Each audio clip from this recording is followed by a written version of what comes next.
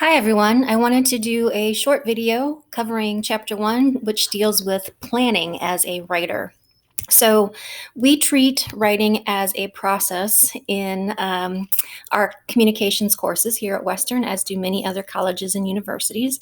And so I want to talk about what that means and cover a little bit about what I expect from an essay for you. So essay expectations, you'll write 3 of the essays for this term. And each of your essays will have a thesis statement, which is basically the main point of your essay that will appear in your introduction. You will have body paragraphs that provide support to prove your thesis statement, and those body paragraphs will have points within them. If necessarily, you might consider what the opposition would have to say to your assertion, and everything should be arranged clearly, that you are, when you're doing research, analyzing that information, that you're providing transitions between points, and that when you do research and you go out and find information from other places, that you cite those sources carefully and correctly. When we're talking about writing or speaking, we are talking about rhetoric, which is the art of communicating, basically. And according to Aristotle, almost all types of communication are in some ways persuasive. And really, if you sit down and think about it, they are. Even if we are expressing love or care from someone, we are persuading them that we feel that way, and hopefully that they feel that way about us as well. The rhetorical triangle deals with ethos, pathos, and logos. And if you take a speech class or a ethics class, you will probably get more into this notion.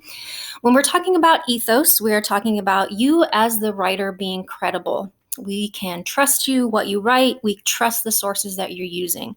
You want what's best for your audience.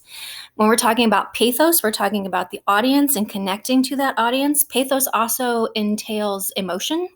And so if we can incorporate stories or anecdotes or samples that deal with the human component of the writing, that will connect our audience to us a little bit better. And then logos is the message, and logos also incorporates the logic, the facts, the reasoning behind what we're doing, and again, the types of sources that we're using and whether they're credible or not. So all forms of communication are considered rhetoric, and they're also considered in some ways persuasive.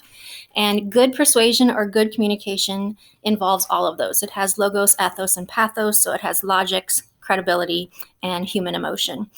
Bad rhetoric or bad writing relies too heavily on one of those. So if I'm overly twisting the arm of my audience with sappy sentimentality or emotion, then I am delivering a poor message. You want to always think about who your audience is, who you're writing to, and when you can, show them why they should care about your topic or how you are, what you have in common with them. So this often happens in the introduction, and it can occur in components of asking who they are. So what's their age, their gender, their occupation, their race, their religion. Some of these are more applicable than others, but you want to consider who you're writing to. Think about what they already know about your topic. If you're presenting them with a bunch of knowledge that probably most people know, then it's going to be less interesting to your audience. And so you want to make them interested in the topic. So think about providing information that is new and useful to your audience. And then how do they feel about it? If you're writing a persuasive piece and you know your audience is going to be opposed to your position, you probably want to approach that piece a little bit more carefully. As you begin to write, think about why you're credible. Think about the experience that you've had, how you can incorporate some of that into your writing. And then that also goes along with being able to draw upon research that is trustworthy, credible, and verifiable, meaning that I can go and find that information in other places. When you write, or speak or communicate, you have a couple different purposes. Sometimes you can have multiple purposes when you write. First one would be an informative purpose. This will be what you're doing for your first essay, which is the process analysis essay.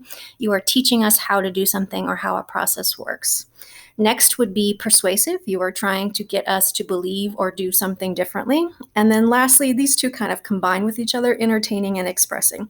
So if I'm reading a humorous piece, or I'm reading a piece about how people are sharing their appreciation for all of the workers during COVID, I might be expressing a sentiment or emotion. Most of what you do in this class will be informative.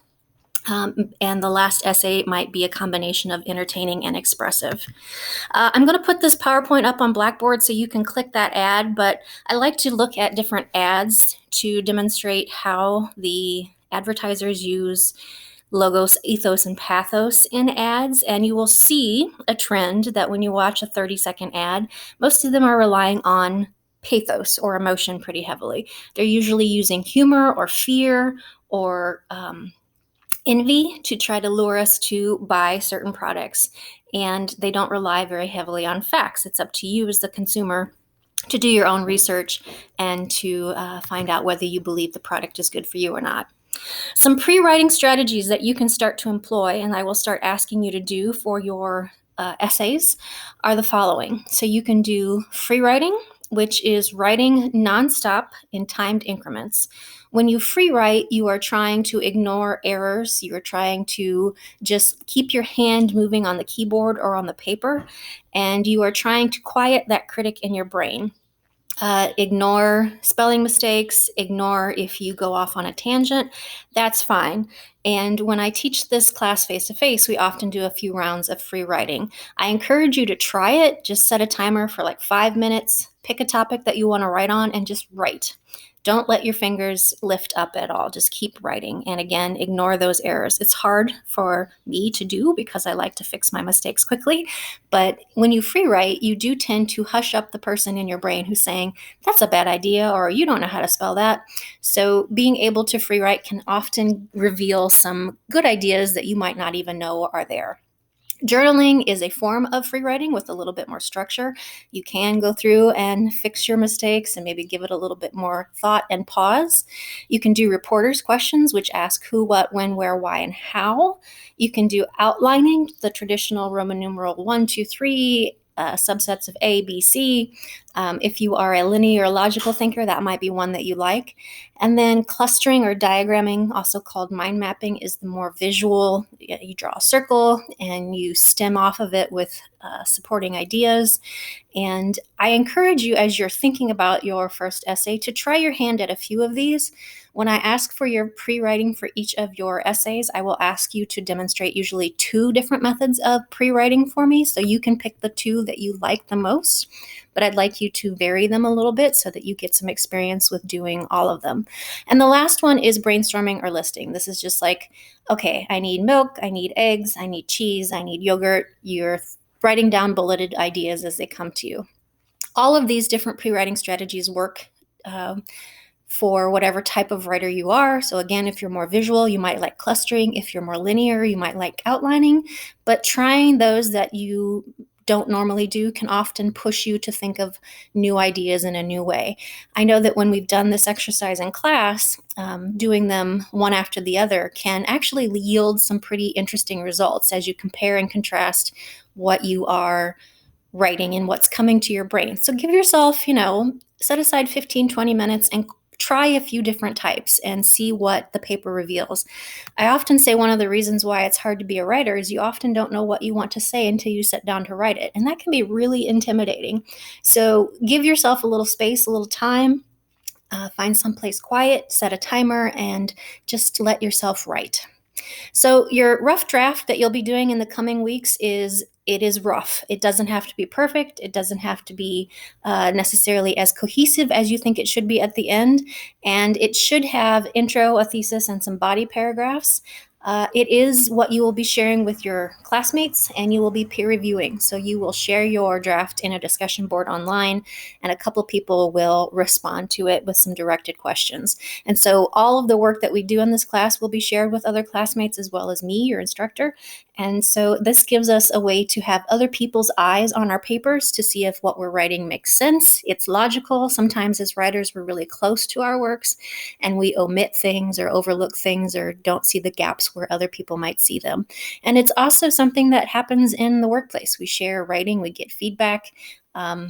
I know that I still ask for feedback from coworkers when I'm about to send out an email to my administrators. I want to make sure that, first of all, it's grammatically correct. I don't have any typos in it, but also that my tone sounds appropriate and I'm getting the message across that I want to get across. So that is a little bit about Chapter 1, thinking as a writer, planning, drafting, using some different pre-writing strategies, knowing the purpose of your writing, knowing who your audience is, and understanding the 3 components of the rhetorical triangle.